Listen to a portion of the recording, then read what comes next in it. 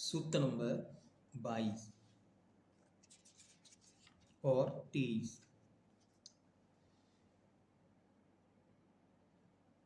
अब यहाँ पे आचार्य बतलाते हैं, पूर्व में 3 निकायों में लेशिया का कथन किया। सूत्र नंबर 2 में अच्छी तरह लेशिया के विषय में बतलाया कि किस प्रकार भवनात्रिक देवों की लेशियाएं होती हैं। उनकी लेशियाओं का वर्णन तो वहाँ हो गया। अब जो शेष बचे हुए देव हैं या वैमानिक देव हैं, उनकी लेशिया किस प्रकार है उसको यहाँ पे बतलाते हैं। पीत पद्म शुक्ल लेश्या द्वि त्रिशेषेषु। पीत पद्म शुक्ल लेश्या द्वि त्रिशेषेषु।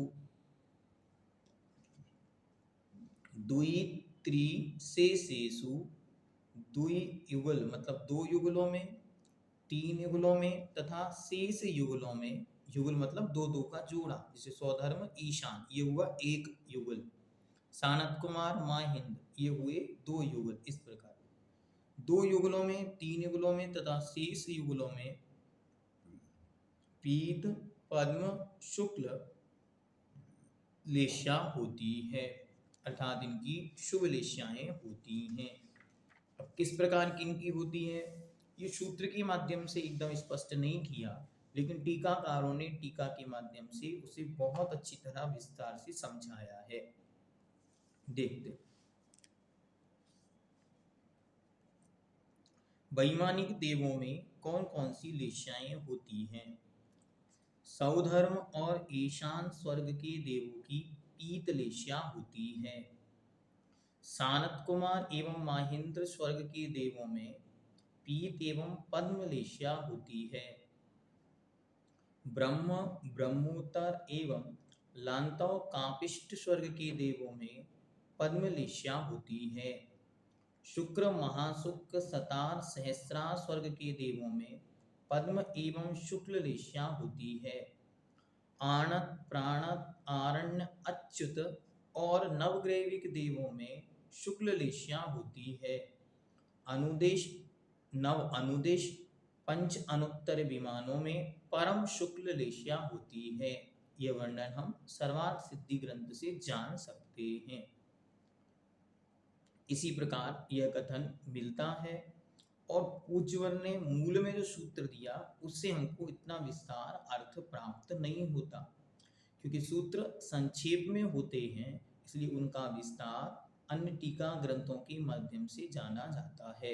तो क्या हमने जाना कि सौधर्म और ईशान स्वर्ग में पीत लेशिया, सानत कुमार और माहिंद देवों की पीत एवं पद्म लेशिया, ब्रह्म और ब्रह्मोत्तर लांतव और कापिष्ट स्वर्ग के देवों में पद्म लेशिया, शुक्र महाशुक्र सतार सहस्रार स्वर्ग के देवों में पद्म और शुक्ल लेशिया, आणत प्राणत आरण्य अच्युत और नवग्रैविकों में शुक्ल लेशिया और नव अनुदेश और पंच अनुत्तर विमानों में परम शुक्ल लेशिया पाई जाती है या होती है। इस प्रकार इसको जानना।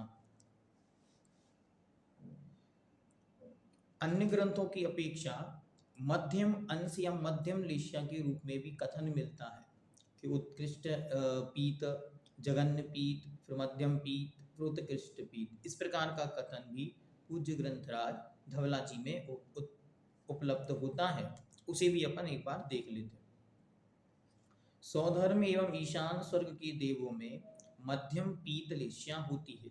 इससे नीचे वाले देवों में जघन्य पीत लेशिया पाई जाती है। जो पीतांत लेशिया कहकर आचार्य ने सूत्र दिया था उसमें इस प्रकार से घटित करना। सानत कुमार एवं माहिंद स्वर्ग के देवों में उत्कृष्ट पीत एवं जघन्य पद्म लेशिया होती है। अब इनके उत्कृष्ट पीत हुई, लेकिन पद्म का जघन्य अंश है। ब्रह्म ब्रह्मोत्तर लांतव कापिष्ट एवं शुक्र महाशुक्र स्वर्ग के देवों में मध्यम पद्म लेशिया होती है। सतार सहस्रार स्वर्ग के देवों में उत्कृष्ट पद्म एवं जघन्य शुक्ल लेशिया होती है। आनत एवं नवग्रहविक तक के देवों में मध्यम शुक्ल लिस्या होती है, नव अनुदेश एवं पंच अनुत्तर विमानों की देवों में उत्कृष्ट शुक्ल लिस्या होती है। इस प्रकार यहाँ पर शुक्ल लिस्या के विषय में ये दो प्रकार के विचार आगम ग्रंथों में उपलब्ध हैं जो हमने यहाँ पर जाने। अब सूत्र नंबर 23 में यद्यपि बहुत विस्तार नहीं है इसलिए इसे भी अपन यहाँ पर लेते हैं।